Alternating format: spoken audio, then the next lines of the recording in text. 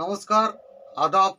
আমি Rafiq Sheikh, West Bengal India থেকে বলছি, পার্ট অফ ওয়ান প্যাসিভ।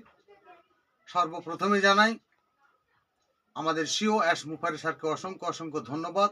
ধন্যবাদ জানাই অ্যাশ মুখারের পিতামাতা এবং সপরিবারকে। ধন্যবাদ জানাই ওয়ান প্যাসিভের টেক টিমকে। ধন্যবাদ জানাই সারা পৃথিবী জুড়ে যত ওয়ান প্যাসিভের ফাউন্ডার আছেন সবাইকে প্রীতি শুভেচ্ছা আন্তরিক অভিনন্দন। ধন্যবাদ জানাই ওপি চলপাল্টার মেন্টর গৌতম লস্করকে। আমার আদর্শ এবং আমার গুরু গৌতম লস্করকে অসংখ্য অসংখ্য ধন্যবাদ। তিনি আমার এই জায়গাটা তৈরি করে দিয়েছেন।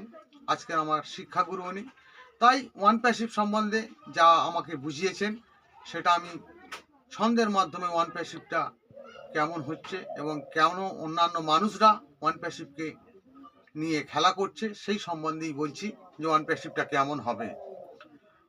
অন্যান্য কোম্পানিরা ভাবছে গভীর মনে, ওয়ান প্যাসিভ এখন নিস্তব্ধ, সবাই গিয়েছে জেনে।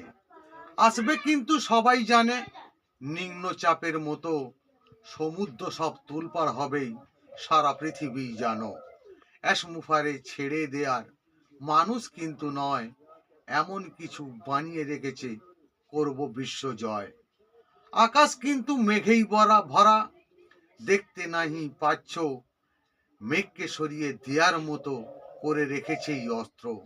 ঝিরিঝিরি এক বৃষ্টি পড়বে মেঘের ভিতর দিয়ে, মেঘ থাকবে, বৃষ্টি হবে সূর্যের আলো দিয়ে। আলো বাতাস সবই থাকবে, এটাই প্রকৃতির সৃষ্টি। এদের কাছে রাখবো কিন্তু ওয়ান প্যাসিভের দৃষ্টি। অ্যাশ মুখারের চিন্তা ভাবনা অনেক গভীর থেকে, বুঝো যারা বুঝতে পারেনি তারাও থাকবে সুখে। এটাই হলো অ্যাশ মুখারের ওয়ান প্যাসিভের নীতি। সারা পৃথিবীর মানব জাতি নতুন একটি স্মৃতি। অ্যাশ মুখারে ধন্যবাদ। ওয়ান প্যাসিভ জিন্দাবাদ। আপনাদের যদি ভালো লেগে থাকে লাইক, কমেন্ট এবং শেয়ার করুন। ধন্যবাদ।